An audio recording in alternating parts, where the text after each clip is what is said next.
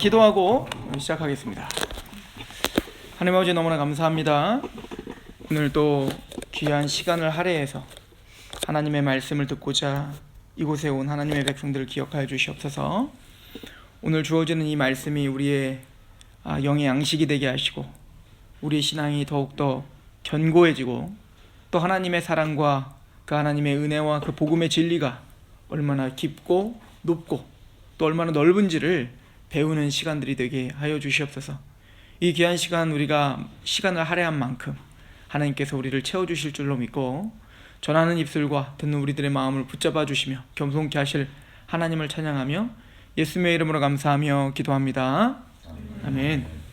자, 우리 말씀 하나 보고 갈까요? 히브리서 8장입니다. 히브리서 8장.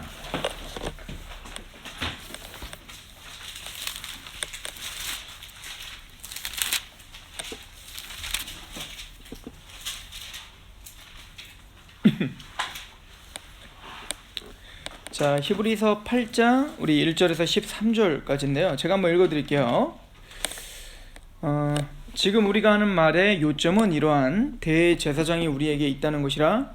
그는 하늘에서 지극히 크신 이의 보좌 우편에 앉으셨으니 성소와 참 장막에서 섬기는 이시라.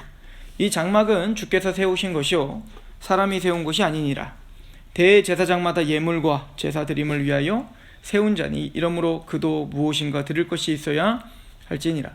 예수께서 만일 땅에 계셨더라면 제사장이 되지 아니하셨을 것이니 이는 율법을 따라 예물을 드리는 제사장이 있음이라.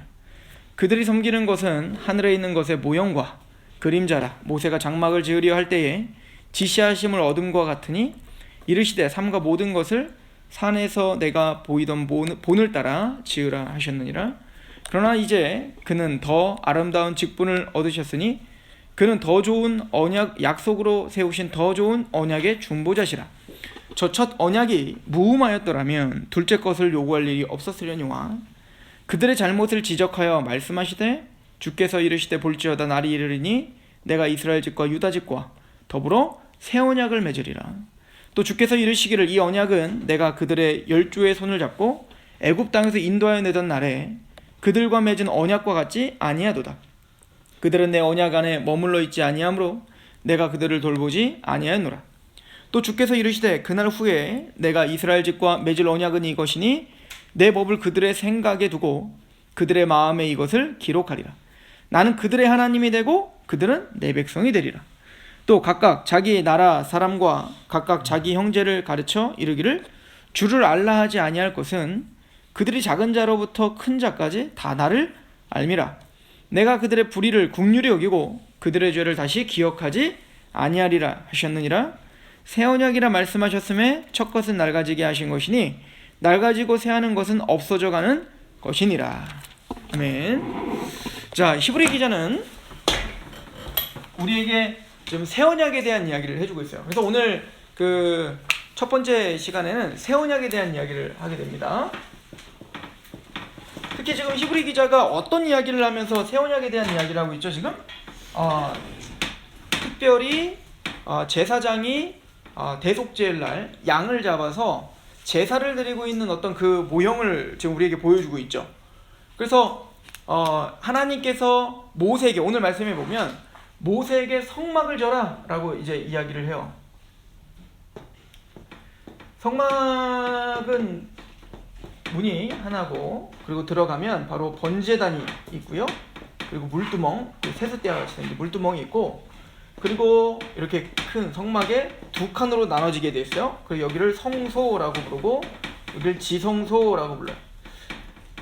그런데 이 성막을 하나님께서 지으라 하셨을 때 모세가 아무렇게나 지은 게 아니에요. 내가 생각하기에 이렇게 지으면 참 편하겠다, 이렇게 지으면 하나님이 기뻐하시겠네 라고 자기가 판단해서 지은 게 아니라 하나님은 하나님이 보여주신 대로 지어라 라고 했죠. 그래서 아예 이 칩수까지 다 하나님께서 명령하셨고 재료도 어떤 재료로 사용해야 되는지 또 이 재료는 어떻게 얻어와야 어떤 재료로 사용해야 되는지 이런 것들을 처음부터 끝까지 다 하나님께서 제시해 주셨단 말이에요.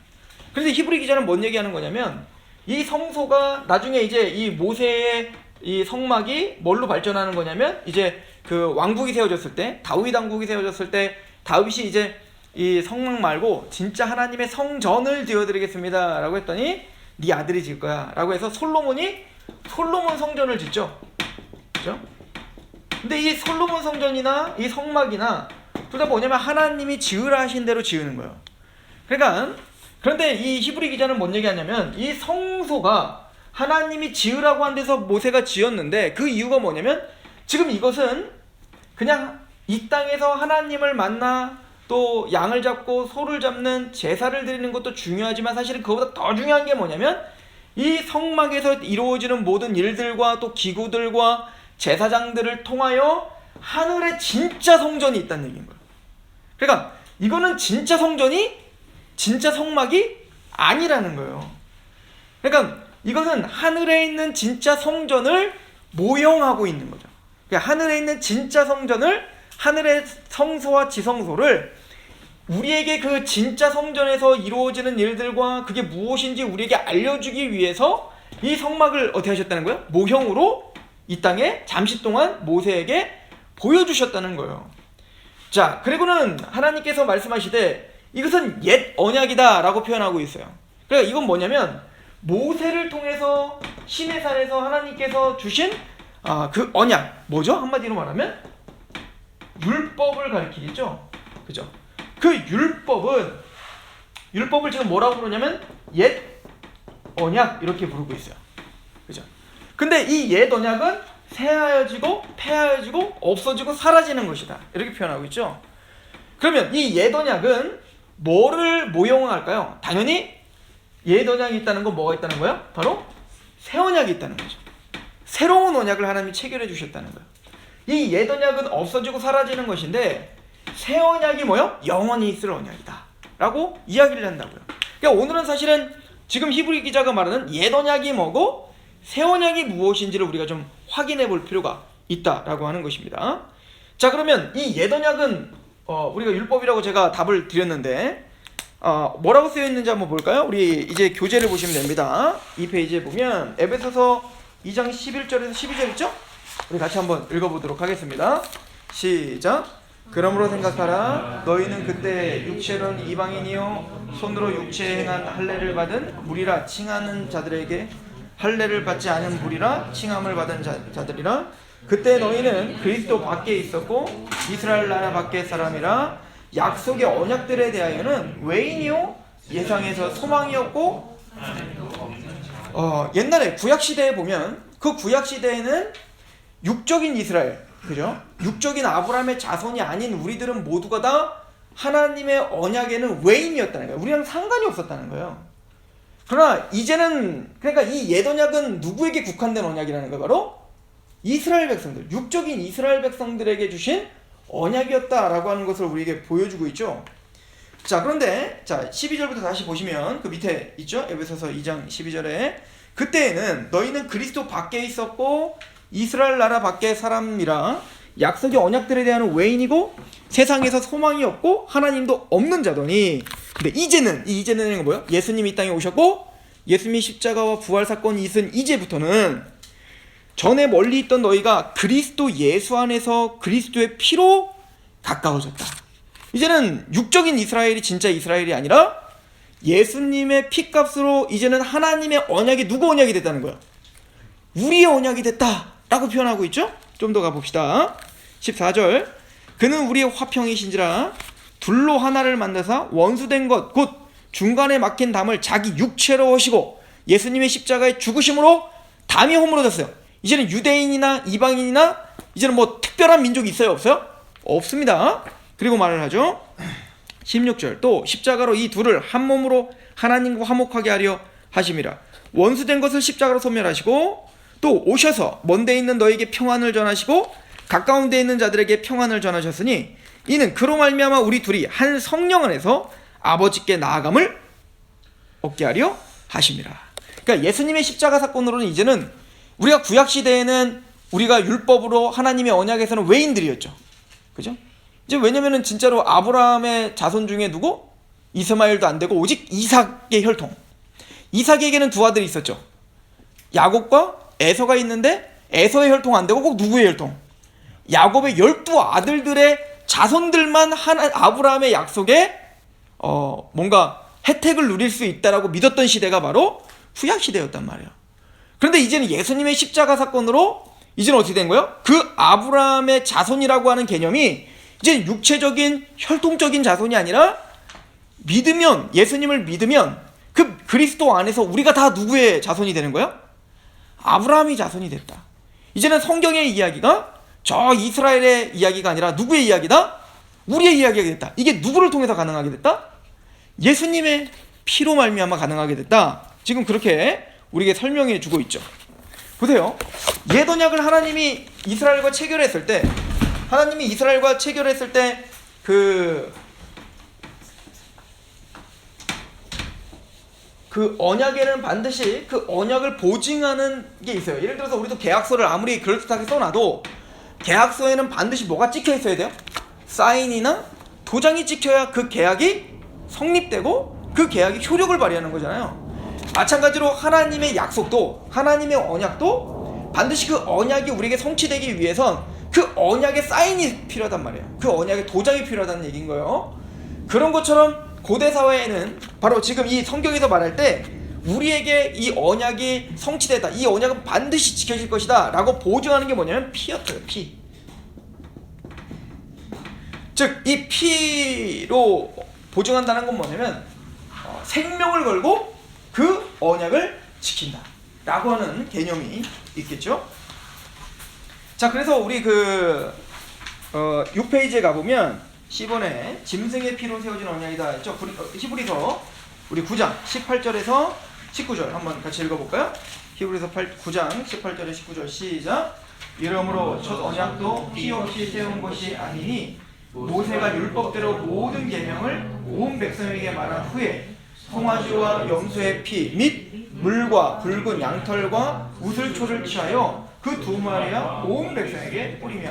그러니까 첫 번째 언약, 하나님이 모세에게 주셨던 그 옛 언약도 피 없이 맺어진 건 아니에요. 반드시 뭐가 있어요? 피가 있는데 무슨 피로다가 맺어진 언약이래요? 짐승의 피로. 옛 언약은 바로 짐승의 피로 맺어진 언약이구나. 자, 그러면 새 언약은 뭘까요? 새 언약은 사실은 그래서 히브리서 기자는 뭔 얘기하냐면 짐승의 피가 너희의 죄를 용서할 수 없어. 하나도 너희의 죄를 씻을 수 없어. 이 얘기를 한다고요. 아니 그러면 구약에 있는 사람들은 왜 그렇게 제사를 드리게 하신 거죠? 그 구약에 있는 그 제사 자체가, 그 양을 잡는 것 자체가 그들의 죄를 씻는 게 아니라 그 양을 잡음으로 아까도 말했죠? 그 성소는 뭐를 모형화한다? 하늘에 있는 진짜 성소를 모형화하잖아요. 그런 것처럼 이 양을 잡으면서 이 양의 피가 내 죄를 씻는다고 생각하는 게 아니라 이 양의 피가 내 죄를 씻는 것처럼 앞으로 오실 메시아가 내 죄를 씻을 것이다 라고 하는 오실 메시아를 믿음으로 구원을 받았던 거예요. 구약시대 사람들도. 그럼 우리에게 이렇게 물어보는 사람이 있겠어요? 그럼 구약시대 사람이 예수님을 알았나요? 우리처럼 예수님에 대해서 명확하게 알 수는 없었겠죠. 그러나 구약시대 사람들도 그리스도를 믿었어요. 예를 들어서 시편 110편에 보면 다윗이 뭐라고 하냐면 여호와께서 내 주님에게 말씀하시기를, 다윗이 보는데 다윗이 하나님께서 다윗의 주님에게 말씀을 하신대요. 그 다윗에게 지금 말씀하시는 게 아니라 다윗은 제3자로 뭘 듣고 있어요? 하나님께서 누구? 내 주님에게 말씀하고 있는 어떤 장면을 보고 있는 거예요. 그 주님은 누구죠? 바로 예수님을 가르쳐 이야기하는 거예요. 그래서 그 시편에 있는 그 이야기를 나중에 예수님이 뭐라고 하냐면, 야, 하도 이상한 질문들을 많이 하니까 예수님한테 예수님이 뭐라고 하냐면, 나도 한번 질문 좀 하자. 야, 다윗이 메시아가 어디 자손으로 오느냐? 그랬더니 다윗의 자손으로 옵니다. 자, 그러면 다윗이 높아요? 그 자손이 높아요? 다윗이 더 어른이잖아요. 그런데 예수님이 물어보는 거예요. 야, 그러면 다윗이 자신의 자손한테 왜 내 주님이라고 했느냐? 그 대답이나 해봐라. 그 얘기는 뭐죠? 그 의미를 아는 건 둘째치고, 지금 예수님은 다윗이 내 주님이라고 했을 때 그 주님을 누구라고 믿었던 거예요? 메시아, 그리스도. 그러니까 다윗도 이미 누구를 알고 있었어요? 그리스도, 예수님을 알고 있었다고요. 히브리서 11장에 보면 모세에 대한 이야기가 잠깐 나오는데, 그 모세를 뭐라고 표현하고 있냐면, 그 애굽의 왕자로서 누릴 수 있는 모든 부귀 영화보다도 그리스도와 함께 고난받는 것을 더 큰 낙오로 알았다, 이렇게 표현하죠. 그러니까 구약에 있는 모세도 누구와 함께? 그리스도와 함께 고난받기를 기뻐했다라고 기록한다. 그러니까 성경은 구약 시대의 사람들은 구원받을 때 뭐요? 그 모형들, 여러 가지 이런 율법과 이런 성막과 제사법들을 통해서 누구를 바라봐야 됩니까? 오실 메시아 그리스도를 바라봄으로 이들도 구원을 받는 거란 말이에요. 자, 그러면 옛 언약도 짐승의 피가 있다. 그런데 다시 말씀드리지만 이 짐승의 피는 사실은 실제적인 효력이 있는 것이 아니다. 이 짐승의 표는 뭘 상징할까요? 바로 진짜 이 언약을 이루시고 성취하시고 보증하실 피를 상징하겠죠? 우리 누가복음 22장 20절 같이 한번 읽어볼게요. 시작. 잔도 그와 같이 하여 이르시되 이 잔은 내 피로 세우는 새 언약이니 곧 너희를 위하여 듣는 것이니.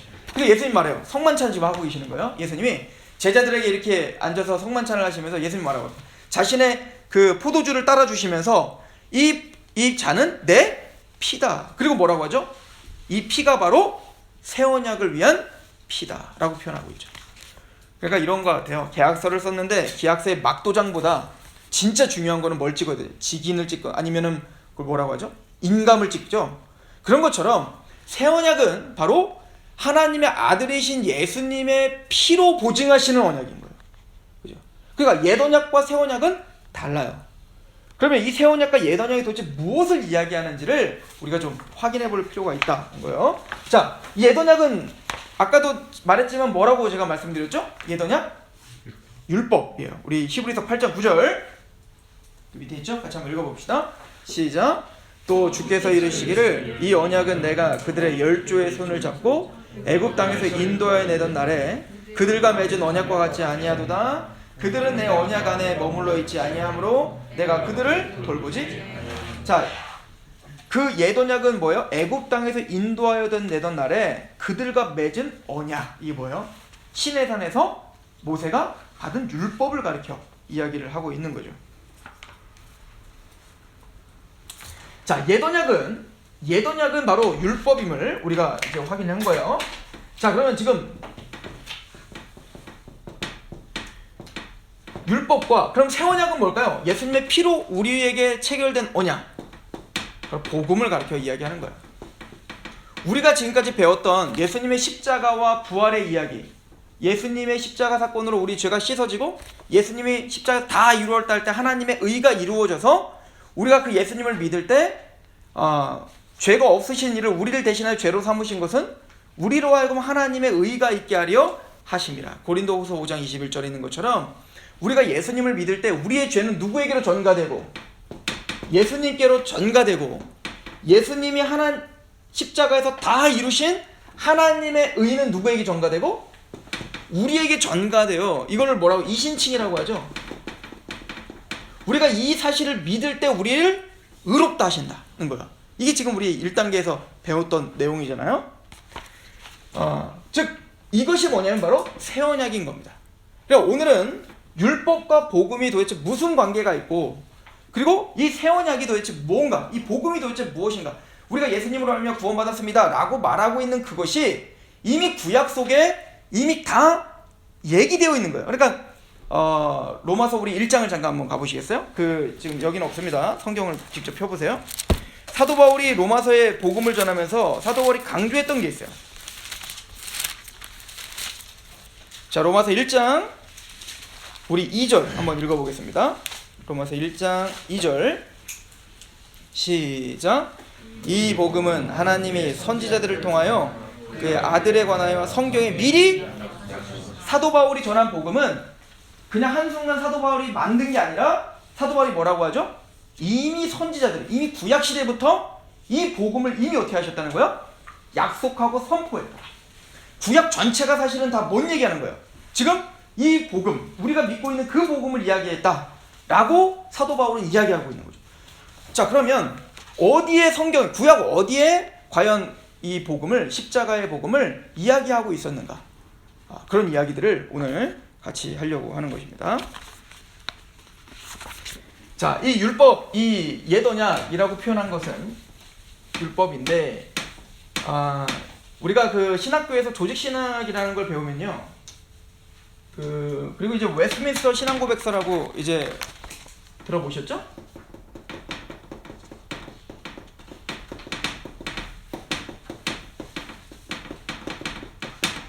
자, 이 웨스트민스터 신앙고백서는 장로교 교인들이라면 다 알아야 되는 고백서입니다. 제가 목사 안수를 받을 때 그 성경 66권을 정확 무한 하나님 말씀으로 믿는다는 걸 선서해요. 그리고 또 하나 선서하는 게 뭐냐면 이 웨스트민스터에 나오는 그 교리가 가장 성경을 잘 해석했다고 믿고 그래서 받고 가르치기로 선서합니다 라고요. 장로님도 선서하실 때 이거 선서하시죠. 웨스트민스터를 내가 받겠다라고 선서 하셨을 거라고요. 그러니까 이 웨스트민스터의 그래서 언약이라고 하는 부분, 우리는 언약을, 이 성경이 언약이라고 믿는데 그 언약이라고 하는 그 부분을 어떻게 믿는가라고 고백이 나와요. 근데 그 언약에는 세 가지 언약이라는 게 나와요. 오늘 그걸 정리하려고 해야 되는 건데, 첫 번째는 행위 언약이라는 게 나옵니다. 그리고 두 번째는 은혜 언약이라는 게 있어요. 그리고 세 번째는 부속 언약이라는 게 있어요. 자, 그럼 행위 언약은 뭐고, 은혜 언약은 뭐고, 부속 언약은 뭔가? 이 세 가지를 오늘 정리하면 사실 오늘 강의는 다 끝나는 거예요. 자, 행위 언약은 뭐를 행위 언약이라고 하냐면 하나님과 우리가 언약을 체결한 거예요. 다 언약을 체결한 거예요. 언약을 체결했는데 조건이 있어. 어떤 조건이 있는 거예요? 행위가 조건인 거예요. 그러니까 네가 이렇게 하면 내가 이거를 해줄게. 이게 행위 언약이에요. 그러니까 모세 언약이 다 사실은 그런 언약들이죠. 네가 이걸 다 지켜라. 이거를 다 지켜 행하면 네가 복을 받을 것이고 이거를 지키지 않으면 저주를 받을 것이다. 이게 사실은 율법의 아주 중요한 핵심이란 말이에요. 자, 그런 것처럼 행위 언약이 언제 시작됐냐면 아담을 하나님께서 만드시자마자 행위 언약은 시작됐습니다. 그러니까 인간과 하나님과 제일 먼저 체결한 언약이 뭐냐면 행위 언약이에요. 그 행위 언약이 뭐죠? 바로 선악과 따먹지 마 이거예요. 선악과를 따먹으면 정령 어떻게 하리라? 죽으리라. 이게 행위 언약인 거예요. 왜요? 선악과를 안 먹으면 영원한 생명을 누릴 수 있고 선악과를 네가 만약에 따먹으면 너는 어떻게 되는 거예요? 죽는다. 그래서 행위가 조건이기 때문에 이걸 뭐라고요? 행위 언약이라고 해요. 자, 그러면 쉽게 얘기해서 그 하나님이 아담에게 선악과를 따먹지만 지금 한 가지만 이야기하는 것 같은데 사실은 그 선악과를 따먹지 말을 더 구체화해서 10가지로 정리하면 뭐냐면 이게 십계명인 거예요. 무슨 이야기인지 아시겠어요? 선악과 따먹지 마라 라고 하는 그 개념에는 단순히 네 마음대로 다 할 수 있는데 선악과는 먹지 마, 물론 그 얘기인데 그 선악과를 먹지 말라고 하는 그 말에는 뭐가 다 담겨 있다고요? 이것을 더 구체화해서 더 자세하게 기록한 것이 뭐냐면 모세에게 주신 십계명이 바로 그 내용이라고요. 더 나아가서 이 십계명을 613가지로 더 구체화해요. 그럼 우리는 그걸 뭐라고 하냐면 율법이라고 하는 거예요. 그러니까 율법의 613가지가 되는 율법의 핵심이 10가지로 요약하면 뭐가 되는 거예요? 십계명이 되는 거고 이 십계명을 한 가지로 요약하면 뭘까요? 선악과를 따먹지 마라가 되는 거죠. 즉 하나님은 그렇게 아담과 그러니까 우리 인간들과 제일 먼저 체결한 언약이 뭐냐면 행위 언약이었던 거예요. 자, 그런데 아담이 이 언약을 잘 지켰나요? 못 지켰나요? 못 지켰다고요. 자, 우리 그 7페이지에 가보시면 3번에 아담 때부터 지금까지 존재하는 행위 언약이다 라고 할 때 두 번째 호세아서 6.7절 있죠? 우리 한 목소리 같이 읽어보겠습니다. 시작. 그들은 아담처럼 언약을 어기고 거기에서 나를 자, 아담처럼 하나님의 뭐를 어겼다? 언약을 어겼다. 지금 하나님이 아담과 맺었던 언약이 뭔데요? 선악과를 따먹지 마. 그 언약을 아담이 깬 거예요. 자, 하나님이 약속하셨죠? 하나님과의 언약이 깨면, 이 언약을 깨면 그 결과는 뭐예요? 죽음이에요. 사망입니다. 왜? 하나님이 그렇게 약속을 체결했잖아요. 네가 선악과를 먹는 날에는 정령 죽으리라. 그런데 아담은 행위 언약을 통해서 하나님과 제가 그렇게 체결했습니다 라고 해놓고는 선악과를 먹고 죽음으로 책임을 물을 수밖에 없었던 거예요. 자, 이 이야기가 되풀이됩니다. 언제? 이스라엘 백성의 모든 이야기가 그거예요. 이스라엘 백성들이 광야에 가서 모세에게 그러잖아요. 내가 율법을 줄 건데, 그때 모세가 이스라엘 백성을 모아놓고 그러죠. 하나님이 너희들에게 율법을 수여한다고 한다.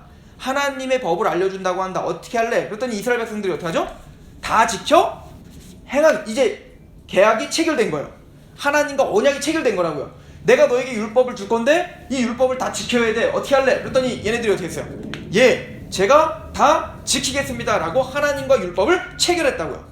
그런데 이스라엘 백성들이 그 율법을 다 지켰나요? 못 지켰나요? 못 지키고, 우리가 계속 반복적으로 얘기하지만 모세가 40일 동안 그 시내산에서 율법을 수여하고, 그 율법이 잉크도 마르기 전에 밑에서 뭘 만들었어요? 금송아지 만들고 있잖아요. 그러니까 다 지키겠습니다 라고 해놓고는 그 십계명판을 갖고 내려오기도 전에 뭐요? 하나님의 율법을 어긴 거죠. 그러니까 아담이든 이스라엘이든 모두가 다 하나님과 행위 언약을 체결됐지만, 모든 인간 다 행위 언약에 체결된 거예요. 그런데 아담부터 이스라엘, 그리고 우리까지 다 하나님의 그 행위 언약을 지킨다, 못 지킨다? 못 지키는 거예요. 그럼 못 지키면 그 행위 언약을 파괴했으니까 우리는 뭐밖에 없는 거예요? 이제 죽는 거밖에 없는 거예요. 왜? 이미 체결됐는데 하나님이 이걸 지키지 못하면 죽는다고 했는데 우리 율법을 어기고 있거든요.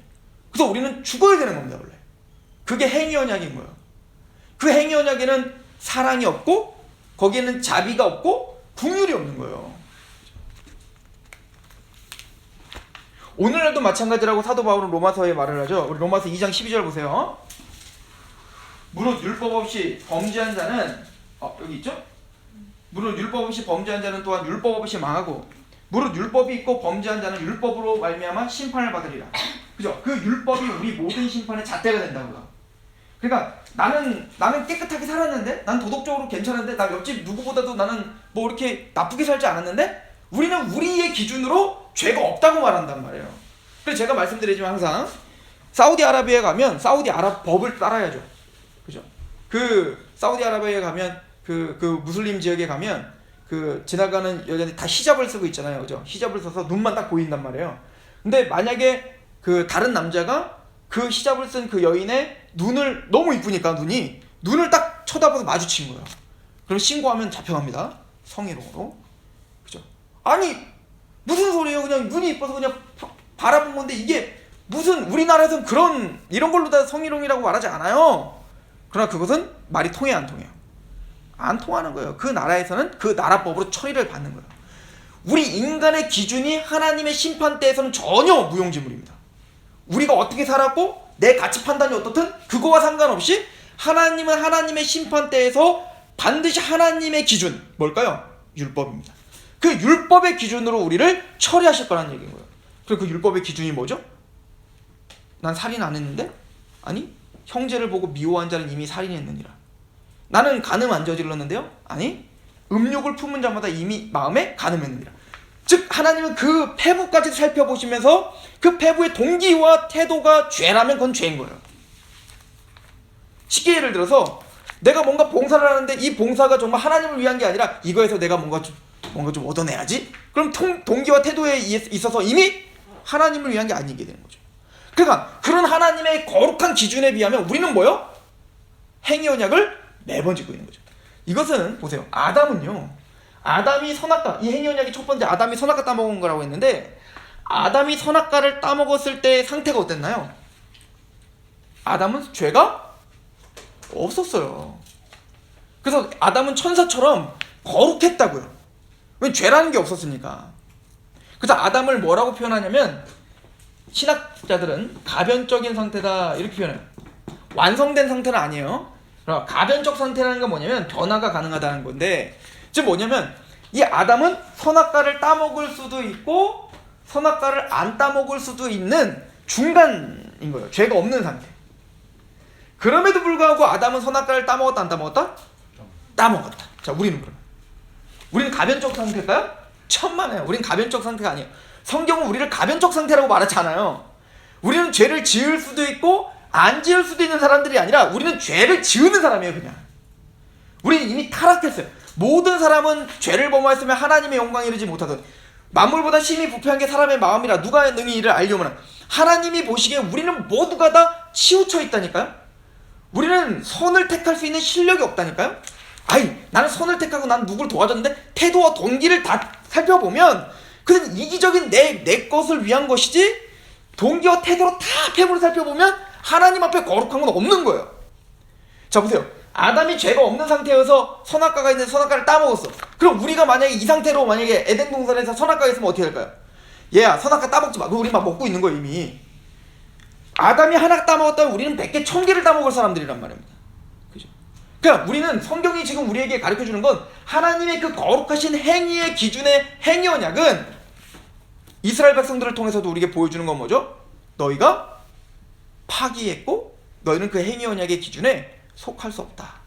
이것을 우리에게 보여주는 것이 바로 행위 언약인 거죠. 그래서 이 행위 언약, 다른 말로 옛 언약, 다른 말로는 율법, 하나님께서 그러면은 우리가 지키지도 못할 이 율법과 행위 언약을 하나님 왜 주셨을까요? 자, 저한테 이렇게 질문을 많이 해요. 아담이 선악과를 따먹을 거 하나님 아셨을까요? 몰랐을까요? 몰라요 저는. 아셨는지 모르는지 어떻게 알아요? 하나님 말씀을 안 하셨는데. 그러나 우리가 추측을 해볼 수 있죠. 하나님은 아셨을 겁니다. 천지전능하신데 그걸 모르시겠어요? 그런데 굳이 선악과를 왜 만들었을까요? 자, 그럼 이스라엘로 한번 가봅시다. 하나님은 이스라엘 백성들이 시내산에서 율법 주면은 100%다 순종할 줄 알았을까요? 아니면은 얘네들이 그 모양일 줄 알았을까요? 이미 아셨다고요. 그런데 이스라엘 백성들에게 그럼 율법을 주신 이유가 뭘까요? 제가 1단계에서도 한번 설명했어요. 그죠? 기억나실런지 모르겠는데 이스라엘 백성들 한번 생각해 보세요. 이스라엘 백성들이 애굽에 살았다고요. 애굽에 살다가 하나님의 은혜로 홍해를 건너 광야 40년을 걷습니다. 그리고는 요단강을 건너 뭐 문제지? 가나안에 갑니다. 자, 이 거리 한 40년이 꼬박 걸린 거란 말이에요. 한번 여러분들 생각해 보세요. 이스라엘 백성들이 애굽에 살고 있는데 하나님이 갑자기 모세에게 나타나는 겁니다. 모세야, 아브라함과 이삭과 야곱에게 약속한 그 약속을 내가 너에게 지켜줄 건데 그래서 너는 빨리 가서 이스라엘을 끄집어내라. 너 왕자잖아. 힘이 있잖아. 알겠습니다. 제가 빨리 가겠습니다. 그리고 군사를 대동하고 딱 이스라엘 백성들을 모으는 거예요. 이스라엘 백성들 2차 조차해서 하나님이 오시라는데 어떻게 갈래? 그랬더니 얘네들이 금방 하나님이라니까 막 순종하는 마음으로 가겠습니다. 당연히 가야죠. 믿음으로 가겠습니다. 그리고 막 출발을 해요. 근데 바로를 만났는데 바로가 어떻게 하냐면 가십시오. 다 준비됐습니다. 가세요. 먹을 것도 다 주고 그리고 막 그 금은보도 다 주는 거예요. 그러니까 또 홍해가 있는 겁니다. 그때 하나님이 갑자기 딱 가니까 무슨 뭐 걱정 근심할 거 없이 가자마자 셔터처럼 홍해가 쫙 열리는 겁니다. 빨리 오시라고. 그래갖고 이스라엘 백성들이 거기를 건너서 광야를 가는데 배고프기 시작하니까 갑자기 하나님 만나를 그냥 알아서 주세요. 그럼 만나보니까 물이 말랐는데 반석에서 물이 나오더니 물을 막 먹게 하시는 겁니다. 그 고기가 먹고 싶다라는 생각만 했더니 갑자기 막 고기가 막 와서 막 고기를 막 먹게 하는 거예요. 그렇게 하고 40년 내내 가다가 딱 홍해가 있는 요단강인데 요단강도 딱 가자마자 무슨 자동문이 열리듯 쫙 열리면서 아무 싸움 없이 쫙 들어가요. 이게 가나안 땅에 갔더니 여리고 성이 그냥 알아서 무너지고 거기 있는 이 가나안 백성들이 오셨습니까? 기다렸습니다. 어서 잘 사세요. 그리고 딱 나가서 평안하게 잘 살았더라 라고 하는 스토리는 우리 인생 가운데 그걸 원하죠. 우리는 하나님 우리가 이렇게 인도되기를 원한단 말이에요. 그렇지 않아요? 평안했으면 좋겠고 문제 없으면 좋겠고 그냥 내가 기도하기 전에 다 이루어졌으면 좋겠잖아요. 이게 우리가 원하는 스토리란 말이에요. 근데 하나님은 하나님의 백성들을 그렇게 인도하지 않아요. 그죠? 왜 그럴까요? 그렇게 인도됐을 때 잘 보세요. 요즘에 유대인들을 얼마나 교만합니까? 특히 예수님 시대의 유대인들 얼마나 교만하나요? 아니 로마의 속국으로 있으면서도 얘네들은 그 자부심이 대단하다고요. 영적으로 우리가 선택받은 자들이고 저 로마인들 얘네들은 아무리 뭐 힘이 세고 돈이 많아도 얘네들은 다 개만도 못해. 우리가 뭔가 영적인 엘리트지 라고 하는 엘리트주의가 있었단 말이에요. 그런 사람들이 만약에 이렇게 아무런 제재 없이 그냥 이런 속전속결로 가나안까지 왔다면 그 교만이 어땠을까요? 엄청나겠죠. 내가 특별한 사람이구나. 나는 뭔가 거룩하구나. 저 이방민족들은 뭔가 하나님 앞에 다 조건이 안 되고 자격이 안 되는데 나는 뭔가 자격이 되는구나 라고 착각할 수 있겠다고요. 근데 하나님은 이스라엘 백성들을 딱 구원시키자마자 시내산에서 뭘 주시죠? 율법을 주고 아까도 말했지만 율법 다 지킬래? 예, 내가 다 지켜 행하겠습니다 라고 말을 해놓고 한 발자국 뛰자마자 어떻게 돼요? 그 율법을 파기합니다. 그래서 40년 내내 어떻게 하죠? 그 율법을 철저하게 어기며 살아요. 그래서 깨지고 얻어맞고 지진 나고 난리를 피우는 거예요. 40년 동안. 그리고는 요단강 앞에서 홍해 앞에서 계속 뭔가 하나님을 원망하고, 그럼에도 불구하고 하나님 그 문을 열어주시고, 하나님은 이 과정을 통해서 율법을 주심으로 지금 이스라엘 백성들이 뭐를 깨닫게 하는 거죠? 너희는 자격이 없다는 거예요. 너희는 사실은 가나안 땅에 들어갈 자격이나 가나안 땅에 들어갈 그 어떤 행위를 한 게 없다는 것을 율법을 주심으로 하나님의 기준에서 너희는 미달이다 하는 걸 보여주고 계시는 거예요. 왜요? 나중에 가나안 땅에 왔을 때 그럼에도 불구하고 내가 이곳에 온 것은 내 어떤 열심과 내 어떤 특성과 나의 어떤 자격됨이 아니라 하나님의 은혜였군요. 나는 하나님의 기준에는 죄인입니다. 그럼에도 불구하고 나를 하나님의 백성 삼아 주신 것은 하나님께만 영광이 돌려줘야 됩니다를 받아내시기 위한 하나님의 은혜였죠. 그러니까 율법을 하나님이 우리에게 주신 목적은 뭐라고요? 죄를 깨닫게 하시며 너희의 힘과 노력으로 그 언약을 성취할 수 없다는 것을 보여주는 겁니다. 그러면 이게 이 기준으로 우리가 다시 행위 언약의 시초인 아담 이야기로 가본다면 왜 하나님이 아시면서도 선악과를 심었는지 이해가 안 돼요. 하나님은 아담에게 영원한 생명을 주시고야 말 거예요. 그 얘기가 어디 써 있냐면 계시록에 써 있는 거예요. 하나님은 아담이 벌거벗고 있지만 사실은 벌거벗고 있는 상태가 완성된 상태가 아니에요. 계시록에서 만약에 그게 완성된 상태라면 우리가 예수님 믿고 다 어떻게 해야 돼요? 벌거벗고 창피함이 없더라 이렇게 하면서 천국에 살아야지. 근데 계시록의 천국은 그렇게 묘사 안 돼 있습니다. 흰 옷을 입는다고요. 예수님과 같은 옷을. 그러니까 아담은 완성된 상태가 아니었다고. 그러니까 우리가 예수님을 믿음으로 구원받으면 타락하기 전 아담의 모습으로 가는 게 아니에요. 우리는 누구의 모습처럼 되는 거죠? 아담이 아니라 완성된 예수님의 모습처럼 변하는 거라고. 그죠? 그래서 율법을 주신 목적을 이렇게 말합니다. 로마서 보세요. 로마서 2장, 로마 3장 그 밑에 있죠? 7페이지 맨 밑에. 자, 같이 한번 읽어봅시다. 19절, 20절 시작.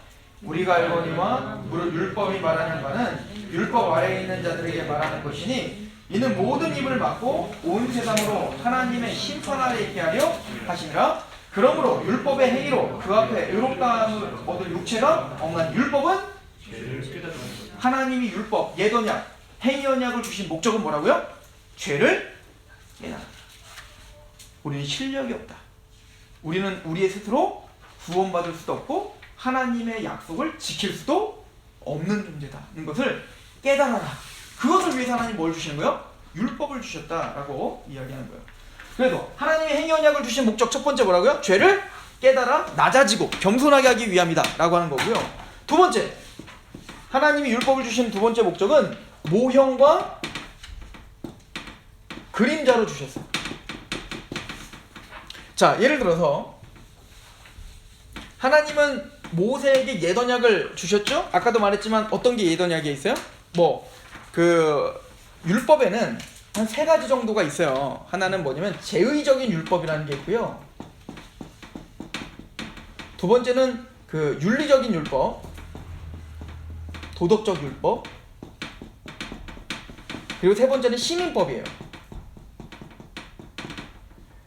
제의적 율법은 뭐죠? 뭐 할례를 행해라, 뭐 안식일을 거룩하게 지켜라, 뭐 제사장을 뽑고 성막을 만들고 법궤를 만들고, 그리고 절기들도 있죠. 뭐 무교절을 지키고 유월절을 지키고 7.7절을 지키고 장막절을 지키고 뭐 이런 것들이 다 율법이잖아요.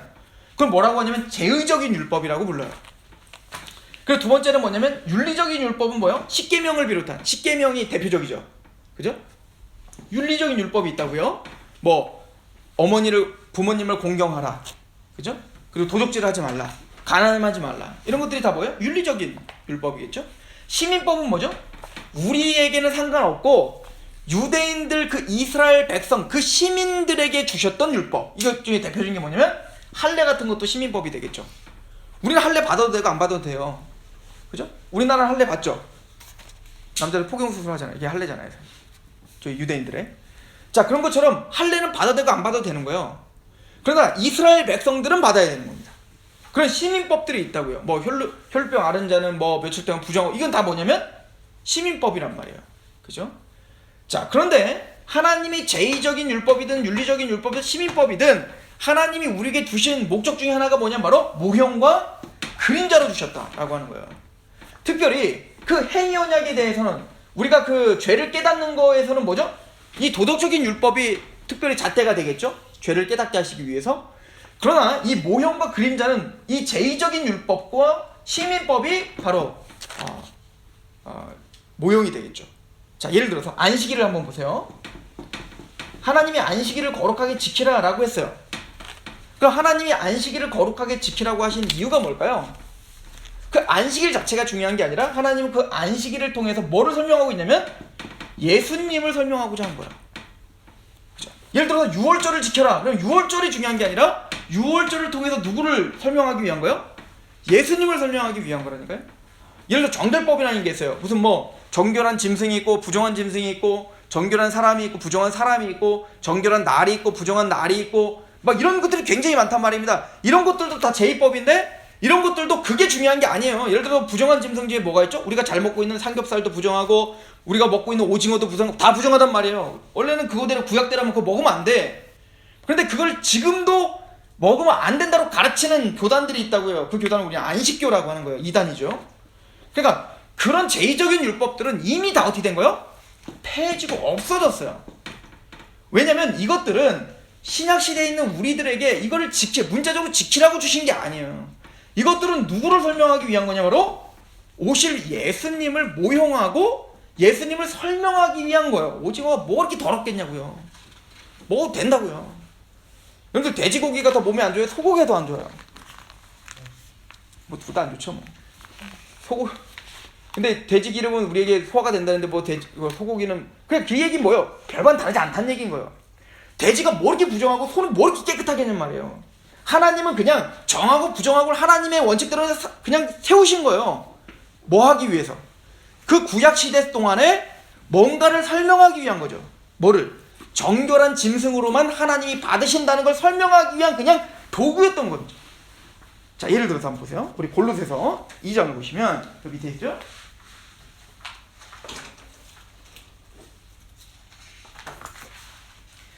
우리 2장 쭉 넘어가서 뒤쪽으로 볼게요. 우리 16절. 골로새 2장 16절. 그러므로 먹고 마시는 것이나 절기나 초하루나 안식일, 이게 다 뭐죠? 절기, 이게 뭐죠? 제의적인 율법. 그 안식일로 인하여 누구든지 너희를 비판하지 못하게 하라. 먹고 마시고 뭐 부정하다 정하다 이런 거 갖고 이제 너희들 따지지 못하게 하라. 왜일까요? 우리 17절 시작. 이것들은 장래일의 그림자이나 몸은 이것들은 그것 자체가 중요한 게 아니라 장래일의 그림자인 거예요. 그러면 무엇이 진짜 참 형상이죠? 자, 17절. 이것들은 장래일의 그림자이나 몸은 누구? 그리스도의 것이다. 그러니까 구약 성경 율법의 첫 번째 목적은 죄를 깨닫게 하는 거지만 두 번째 목적은 뭐냐면 예수님을 설명하기 위한 거예요. 자, 예를 들어서 안식일도 한번 보세요. 안식일, 여러분들이 6일 동안 열심히 일하다가 하루를 딱 쉬면 어때요? 안식이 오죠. 좋죠. 편하죠. 그런데 그게 우리가 6일 동안 열심히 일하다 하루 쉰다고 육체적으로는 편할지 모르지만 그게 영원한 안식이에요? 아니잖아요. 우리는 월요일날 또 힘들 거라고요. 자, 마찬가지로 그런데 그걸 통해서 뭘 배우는 거죠? 앞으로 예수님, 앞으로 메시아가 오실 것인데 그 메시아가 우리에게 오시면 우리에게 진짜 영원한 안식을 주실 거야를 하루 안식일을 기념하며 우리는 그거를 기억해내는 거예요. 모형으로 보는 거죠. 근데 예수님이 우리에게 진짜 안식을 주실 때가 언제냐면 예수님의 십자가로 우리 죄를 다 사하시고 3일 만에 부활하실 때 우리는 참된 평강을 누리게 됩니다. 근데 예수님이 언제 부활하셨죠? 사도행전에 보면 그 복음서에 보면 안식 후 첫날 일요일날 부활하셨다고요. 안식일은 토요일이잖아요. 토요일이 지난 첫날 일요일날 예수님이 부활하셨다고요. 그래서 초대교회는 사도행전에서부터 부활하신 진짜 안식을 주신 그 예수님을 기념함으로 안식일을 토요일날 예배를 드리지 않고 언제 예배를 드리기 시작한 거예요? 일요일날 예배를 드리기 시작한 거라고요. 그러니까 이제는 더 이상 안식일로 인하여 평론하지 못해. 안식교나 안사홍진이나 여러분들한테 왜 너희들 토요일날 예배를 안 드리고 왜 너희들은 일요일날 예배 드리냐? 라고 말할 때 이 구절을 여러분들은 찾아드려야 되는 거예요. 날짜가 중요하지 않아. 그러나 우리가 일요일날 예배 드리는 이유는 뭐예요? 우리에게 진짜 안식을 주신 예수님의 부활을 기념하고 예배하기 위해서 우리는 예배 드리는 거야. 일요일날. 이렇게 대답을 해야 되는 것이죠. 그러니까 율법의 첫 번째 목적은 죄를 깨닫게 하는 거, 두 번째는 뭐죠? 오실 예수님을 설명하기 위한 거예요. 그러니까 아까 성막도 하나하나가 다 예수님을 설명하고 있는 거예요. 그 얘기는 나중에 우리가 하게 될 것이에요. 자, 그렇다면 새 언약은 무엇입니까? 자, 우리 새 언약은 이 은혜 언약을 새 언약이라고 생각하시면 돼요. 그리고 아까도 말했지만 이 은혜 언약, 새 언약은 다른 말로 뭐라고 하냐면 우리가 너무 잘 쓰고 있는 용어죠? 복음입니다. 그럼 이게 왜 은혜 언약일까요? 잘 생각해보세요. 노아의 방주 이야기를 한번 보시면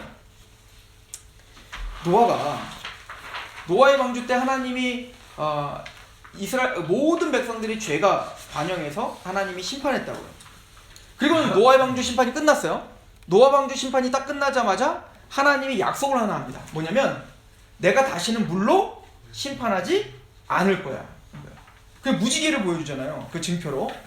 그러면 우리는 보통 이성적으로 생각할 때 어떻게 말하는 게 좋아요? 야, 노아야, 너희가 나를 믿어서 방주에 타서 그래도 너희는 참 기특하구나. 그러므로 너희는 참 뭔가 잘하고 너희는 다른 사람들보다 더 깨끗하고 의인이니까 내가 걔네들처럼 다시는 물로 심판하지 않을게 라고 약속하는 게 합리적이지 않아요? 근데 하나님은 내가 다시는 물로 심판하지 않으마 라고 약속하시면서 그렇게 약속하시질 않으세요. 그럼 뭐라고 약속하는지 보세요. 자, 우리 10페이지에 가면 창세기 8장 21절 있죠. 자, 한번 같이 읽어봅시다. 시작. 여호와께서 그 향기를 받으시고 그 중심에 이르시되 내가 다시는 사람으로 말미암아 땅을 저주하지 아니하리니 이는 사람의 마음이 계획하는 바가 어려서부터 악함이라. 내가 전에 행한 것과 같이 모든 생물을 다. 재밌지 않아요?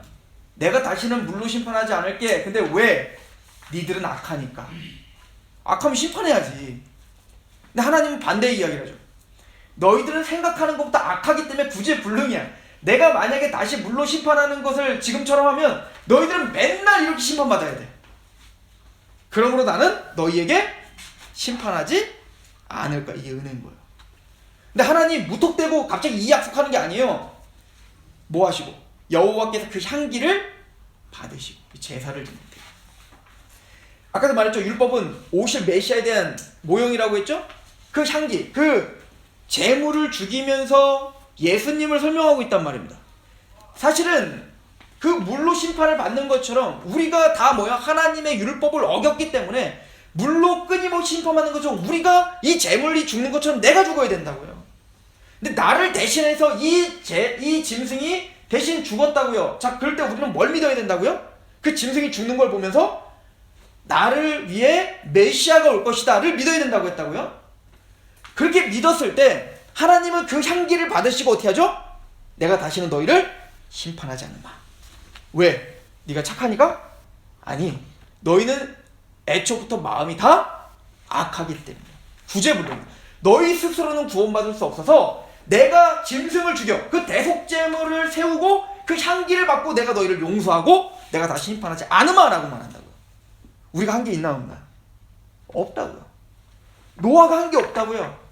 그런데 하나님은 일방적으로 어떻게 하시죠? 은혜를 선포하신다고요. 그 언약을 누가 지키겠다? 너는 못하니까 내가 그 언약을 성취하마. 그리고 내가 너를 살려주마. 이러는 거거든요. 이게 잘 나타나는 게 뭐냐면 창세기 15장의 이야기인 거예요. 제가 설교나 성경 공부를 통해서 이 이야기를 좀 자주 했으니까 그냥 한 번만 더 반복해서 이야기해드리면 창세기 15장에는 제일 중요한 장이에요. 창세기에서. 왜냐면 아브라함이 의롭다함을 받는 장면이 있거든요. 우리가 의롭다함을 받아 구원받는 그 장면의 모형이 거기 있단 말이에요. 창세기 15장에. 근데 거기 보면 아브라함이 믿음으로 하나님을 믿음의 의롭다함을 여겼다 이렇게 써있단 말이에요. 창세기 15장에. 근데 그 이야기를 하면서 뭔 얘기를 하냐면 아브라함이 하나님께 그래요. 하나님, 근데 이 가나안 땅에 올 것을 내가 어떻게 믿죠? 이렇게 물어봐요. 의롭다함을 받자마자 또 그렇게 물어봐. 하나님 뭐라고 하냐면 그래? 못 믿겠어? 내가 믿게 해줄게 그러면. 그리고 뭐라고 하냐면 하나님의 언약을 어떻게 믿게 해주느냐 내가 설명해주면서 하나님이 너 짐승들을 반으로 다 쪼개. 짐승을 반으로 다 쪼개갖고 지금 이렇게 깔은 것처럼 반을 잘라서 반토막은 여기, 반토막은 여기. 그래서 쫙 깔으라는 거예요. 그리고 새는 조그마니까 그냥 새는 쫙 깔아놓고. 그리고는 원래는 그게 뭐냐면 이 언약이라고 하는 단어가 원래 히브리어의 베리트라고 하는 단어예요. 이 베리트라고 하는 단어는 전문 용어였어요. 원래 이 베리트는 원래 이 베리트라고 하는 어근이 원래 쪼개다 이런 뜻이 있거든요. 쪼개다. 근데 언약이 왜 쪼개달까요? 약속을 왜 쪼개다라고 표현할까요? 쪼개는 게 왜 언약일까요? 지금 이걸 말하는 겁니다. 언약은 짐승을 쪼개는 게 언약인 거예요. 자, 뭐냐면 이 베리트는 그 당시에 계약인 거예요. 이걸 우리는 종식보험 계약이라고 하는데,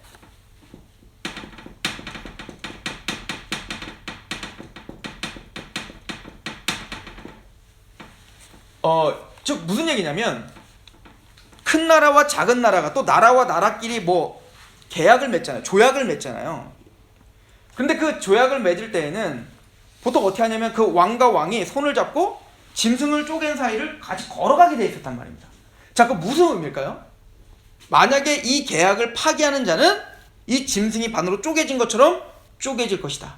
지금 뭐죠? 죽음을 각오하고 언약을 맺는 거예요. 그러니까 이걸 뭐라고 하면 피해 언약인 거죠. 피해 언약. 그러니까 그 계약과 언약엔 반드시 뭐가 찍혀 있어야 되는 거예요? 도장이 찍혀 있는 것처럼 피로 체결됐다는 얘기가 거기서 나오는 거란 말이에요.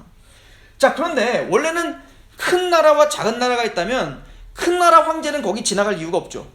누구만 지나가면 돼요? 작은 나라 왕만 지나가면 되죠. 내가 뭐 목숨 걸고 내가 너한테 무슨 계약을 맺어? 내가 너를 보호해 줄 테니까 너는 조경 얼마를 바칠 것을 목숨을 걸고 빨리 여기 걸어가. 이게 원래 맞는 거 아니에요? 자, 그러면 하나님과 아브라함이 지금 계약을 체결한 거야. 그럼 누가 걸어가야 돼요? 원래 아브라함이 걸어가야 되잖아요. 내가 죽음을 내가 생명을 걸고 내가 이걸 지켜내겠습니다. 원래는 그렇게 했죠. 그게 행위 언약이잖아요. 근데 아담은 어떻게 했죠? 그 행위 언약을 어겼다고요. 하나님 이걸 다 아세요. 그러니까 하나님은 어떻게 하시죠? 아담을 재워놓고 하나님이 홀로 불로 지나가 버리죠. 무슨 얘기예요? 하나님이 쪼개지는 한이 있더라도 이 언약은 반드시 지켜준다. 이걸 왜 하나님이 설명했어요? 하나님 내가 이 가나안 땅에 올 거 어떻게 믿죠? 라고 했더니 하나님 그걸 보여준 거라고요. 무슨 얘기죠? 내가 쪼개지는 한이 있더라도 반드시 이 언약은 성취될 거야. 이게 뭐예요? 새 언약입니다. 즉 하나님이 쪼개지는 한이 있더라도 반드시 성취되는 언약. 그래서 정말 하나님이 쪼개졌죠. 우리는 뭐죠? 우리는 원래 하나님의 율법을 다 어겨서 원래는 누가 쪼개져요? 우리가 쪼개져야 되는데 내가 쪼개지지 않고 하나님이신 예수님이 십자가에서 어떻게 됐어요? 쪼개지신 거예요. 우리를 대신해서. 그게 뭐죠? 새 언약인 겁니다. 그러므로 이 새 언약은 이루어질 수도 있고 안 이루어질 수도 있는 게 아니라 100% 반드시 이루어지는 거예요. 왜? 하나님의 생명을 담보로 우리와 체결된 언약이다. 이게 새 언약이다 라고 하는 거예요. 예수님의 피가 그런 의미가 있는 거예요. 자, 그런데 우리 오늘 이제 본문으로 좀 가보면 새 언약에 대한 이야기를 하면서 이렇게 이 새 언약이 이렇게 체결될 것을 이야기를 합니다. 우리 예레미야서를 보세요. 우리 11페이지에 가보시면 그래서 성경은 하나님이 새 언약을 우리에게 다시 체결할 거야. 이 율법으로는 너희가 구원받지 못하니까 새 언약을 주실 거야를 계속 예언했다고 선지자들이. 그 예언을 한번 보시면 우리 11페이지 뭐 예레미야 31장 31절 있죠? 우리 같이 한번 읽어보겠습니다. 31절 32절 시작. 여호와의 말씀이라 보라 날이 이르리니 내가 이스라엘 집과 유다 집에 새 언약을 맺으리라. 이 언약은 내가 그들의 조상들의 손을 잡고 애굽 땅에서 인도하여 내던 날에 맺은 것과 같지 아니할 것은 내가 그들의 남편이 되었어도 그들이 내 언약을. 자, 율법은 하나님이 율법을 아무리 줘도 이스라엘 백성들이 율법을 지키는 거야, 못 지키는 거야? 못 지켜. 그래서 하나님은 우리와 뭘 체결하겠다요? 그래서 새 언약을 체결하겠다는 거야. 왜? 새 언약을 율법을 아무리 외부에서 지키라고 해도 너희가 못 지키는 걸 보고 새 언약을 준다면 그 얘기는 뭐예요? 너희가 율법을 지키게 될 거라는 거죠. 자, 우리 그럼 다음 구절. 우리 에스겔서 34장 23절. 그 새 언약이 어떻게 체결될 건가? 한번 보세요. 시작. 내가 한 목자를 그들을 위해 세워 먹이게 하려니 그는 내 종 다윗이라. 그가 그들을 먹이고 그들의 목자가 될지라. 나 여호와는 그들의 하나님이 되고 내 종 다윗은 그들 중에 왕이 되리라. 나 여호와의 말이다. 근데 그 새 언약은 한 목자, 한 왕이 오셔서 체결하게 될 것이다. 누가? 다윗과 같은 한 왕이 오실 것이다 라고 선지자를 통해서 예언되어 있는 거죠. 자, 그리고는 오늘 아까 그 히브리서 이 본문을 가보시면 우리 다음 페이지 한번 가보세요.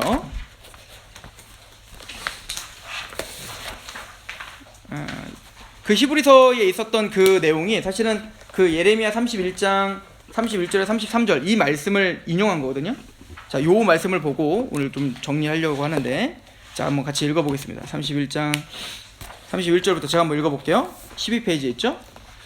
자, 새 언약의 특징을 좀 말씀드리는 겁니다. 여호와의 말씀이니라. 보라, 날이 이르리니 내가 이스라엘 집과 유다 집에 새 언약을 맺을 건데, 이 언약은 내가 그들의 조상들의 손을 잡고 애굽 땅에서 인도해 내던 날에 맺은 것과 같이 아니할 것은, 내가 그들의 남편이 되어서도 그들이 내 언약을 깨트렸죠. 이거 아까 읽었던 거고. 33절. 그러나 그날 후에 내가 이스라엘 집과 맺을 언약은 이러하니 곧 내가 나의 법을 그들 속에 두며 그들의 마음에 기록하여 나는 그들의 하나님이 되고 그들은 내 백성이 될 것이다. 그 새 언약의 특징이 있어요. 뭐냐면 그 하나님의 법을 이제 십계명으로 주는 게 아니라 하나님의 법을 마음속에 새겨버리겠다는 거야. 그러니까 우리가 새 언약을 받았다는 것은 하나님의 법이 어디 새겨져 있어야 되는 거예요? 우리 마음에 새겨져 있어야 되는 거야. 우리가 복음을 믿고 있다는 얘기는 우리 마음 안에 하나님의 법이 새겨져 있는 거야. 이제는 율법이 10계명이 뭐지? 10계명 10계명이 뭐지? 기억하지 못해도 상관없어요, 사실은. 여러분들이 사실은 10계명이 뭔지 율법이 뭔지 몰라도 돼요. 뭐만 우리 안에 새겨져 있다면. 새 언약이 우리 안에 새겨져만 있다면. 자, 왜 그런가? 우리 예레미야 31장 34절에 보면 그들이 다시는 각기 이웃과 형제를 가리켜 이르기를 너는 여호와를 알라 하지 아니하리니 이는 작은 자로부터 큰 자까지 다 나를 알기 때문이라. 내가 그들의 악행을 사하고 다시는 그 죄를 기억하지 아니하리라. 근데 그 새 언약의 핵심은 뭐냐면 우리의 죄를 다시는 기억하지 않는 거야. 이게 새 언약이에요. 이걸 우리는 복음이라고 이야기하죠. 자, 이거는 여기 보면 작은 자로 큰 자까지 다 나를 알라고 가르칠 필요가 없어요. 왜냐면 하나님이 알려주시기 때문에 그렇다. 자, 이것은 우리가 이미 1단계에서 거듭남을 배웠죠. 자, 거듭남을 배울 때 하나님께서 요한복음 3장에 뭐라고 했죠? 물과 성령으로 거듭나야 된다라고 이야기했어요. 자, 다시 복습 안 해도 되죠? 이 물은 뭘 우리에게 상징적으로 보여주죠? 바로 하나님의 말씀, 즉 복음을 가리켜 이야기해요. 하나님의 복음, 즉 십자가의 은혜가 우리에게 주어졌을 때 성령님이 우리에게 부어지셔서 믿음을 주시는 거예요. 그래서 복음이 우리에게 안착되면, 그 새 언약이 우리에게 안착되면 이미 하나님의 법이 우리에게 새겨지는 게 되는 거란 말이에요.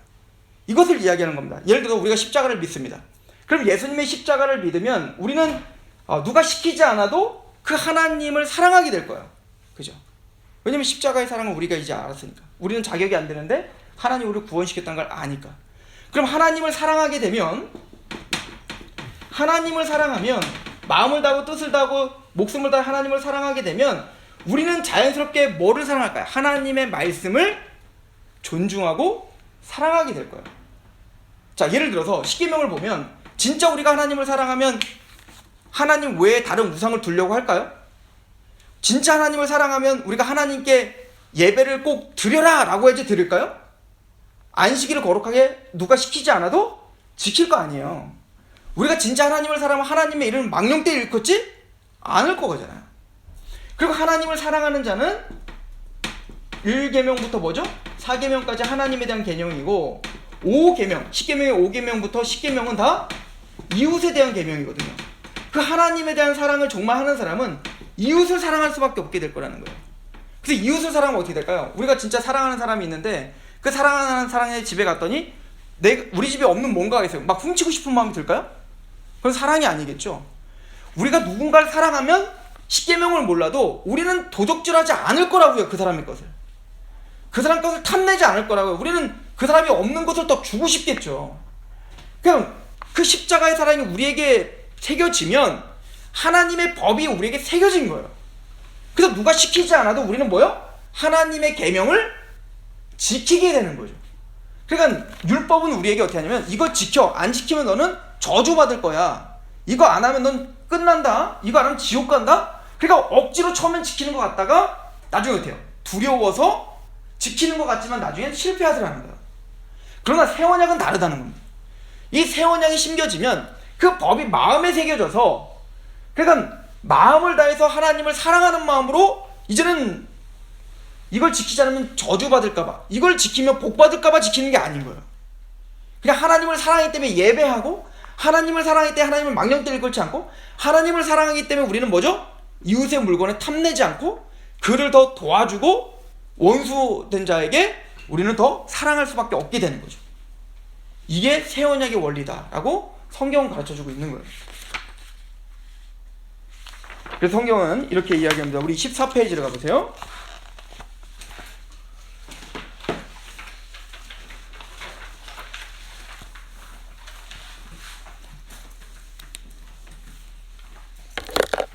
우리 신명기 30장 6절이 있는데요. 우리 같이 한번 읽어보겠습니다.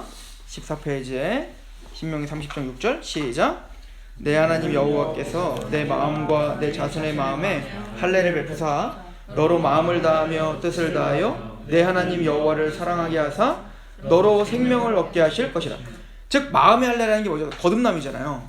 즉 이 마음의 할례가 새 언약이 우리에게 심겨지는 건데 우리가 완전히 새로워지는 거예요. 그러니까 우리가 복음이 심겨지면 마음을 다하고 뜻을 다하고 목숨을 다하여 하나님을 사랑하게 돼요. 그럼 하나님을 사랑하면 어떻게 될까요? 20절 시작. 내 하나님 여호와를 사랑하고 그의 마음을 청종하며 또 그를 의지하라. 그는 내 생명이시오 내 장소이시니 여호와께서 내 조상 아브라함과 이삭과 야곱에게 주리라고 맹세하신 땅에 내가 거주하리라. 내 하나님 여호와를 사랑하고 그 말씀을 어떻게 해요? 청종하라. 그러니까 이거는 시키지 않아도 하나님을 사랑하게 되면 하나님의 말씀을 청종할 수밖에 없게 되죠. 하나님 말씀을 청종한다는 건 뭐죠? 그 하나님 말씀을 지켜 살고 싶은 의지가 발동한단 말입니다. 그러니까 새 언약은 외부적으로 이렇게 해라 마라가 아니라 복음을 심어주는 겁니다. 즉 복음이 우리 안에 인쳐지는 거예요. 그럼 그 십자가의 사랑 때문에 우리는 하나님의 말씀을 지키고 싶은 마음이 생기는 거. 이게 바로 새 언약의 일꾼된 사람들의 특징이다라고 성경은 가르쳐주고 있는 것이죠. 그래서 1계명부터 4계명까지가 뭐라고요? 하나님 사랑. 그리고 5계명부터 10계명이 뭐죠? 이웃 사랑. 그래서 이 율법을 두 가지로 딱 나누면 뭐죠? 하나님 사랑과 이웃 사랑. 그 하나님 사랑과 이웃 사랑을 하나로 말하면 뭐죠? 예수 그리스도인 거예요. 예수님을 통해서 우리는 하나님을 사랑할 수 있게 되고 예수님을 통해서 우리는 이웃을 사랑할 수 있게 된 거죠. 그래서 새 언약이란 바로 이렇게 외부적으로 율법을 지키려고 노력하는 게 아니라 복음 때문에 너무나 감사해서 예배하고 복음 때문에 너무 감사해서 오늘도 말씀에 따라 살려고 하는 거예요. 그런데 그렇게 살지 못하는 우리를 보면서 어때요? 슬프고 애통하고 회개할 수밖에 없다. 우리는 1단계에서 회개를 통해서 되었던 겁니다. 즉 새 언약과 율법, 하나님이 율법을 주신 목적이 뭐냐? 그리고 하나님은 우리에게 새 언약을 왜 은혜 언약이라 불렀는가? 우리는 왜 이 율법을 다 지킬 수 없는 우리가 그럼 왜 하나님을 감사할 수밖에 없는가? 또 감사하는 자가 왜 율법을 이루며 살 수밖에 없는가? 이에 대한 부분을 우리 같이 본 겁니다. 자, 기도하겠습니다. 하나님 아버지, 우리가 복음을 들읍니다. 하나님, 우리가 들은 이 십자가와 부활 이야기가 단순히 신약 시대에 갑자기 나온 게 아니라 하나님이 창조 전부터 또 아브라함과 이삭과 야곱 또 그 전에 아담에게 또 노아에게 주셨던 그 은혜로 주신 그 언약 속에 이미 이 새 언약이 기록되어 있었음을 우리는 다시 발견합니다. 하나님 우리에게 십자가의 은혜를 주시기 위해서 몇천 년 동안 하나님은 인내하셨고 설명하셨고 또 끊임없이 우리에게 말씀하셨음을 봅니다. 하나님 그 인내의 사랑과 그 인내의 하나님의 열심으로 우리가 오늘 복음을 믿었고 또 우리가 무엇인가 얻어내기 위해서 또 하나님의 그 저주가 두려워서 율법을 지키는 자들이 아니라 그 복음에 감격하여 하나님 우리 오늘도 그 하나님의 말씀을 청종하려고 하는 자임을 고백합니다. 주 하나님이여, 우리가 복음을 배워갈 때 그 하나님의 사랑을 더욱더 깊이 깨닫는 시간들이 되게 하시고 그 사랑을 깨달으면 깨달을수록 우리가 하나님 앞에 더 가까워지고 하나님 말씀을 더 청종하는 자리로 설 수 있도록 인도하옵소서. 예수님의 이름으로 감사하며 기도합니다.